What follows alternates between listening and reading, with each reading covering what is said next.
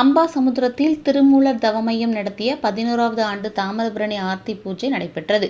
நெல்லை மாவட்டம் அம்பாசமுத்திரம் மரகதாம்பிகை சமேத காசிநாத சுவாமி கோவில் படித்துறையில் வைத்து திருமூலர் தவமையத்தின் சார்பில் தொடர்ந்து 11வது ஆண்டாக தாமிரபரணி ஆரத்தி பூஜை நடைபெற்றது.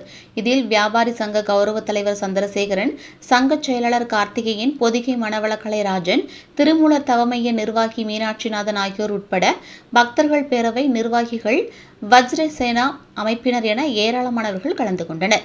நிகழ்ச்சிக்கான ஏற்பாடுகளை திருமூலர் தவமைய நிர்வாகியும் சமூக ஆர்வலருமான மீனாட்சிநாதன் சிறப்பாக செய்திருந்தார்.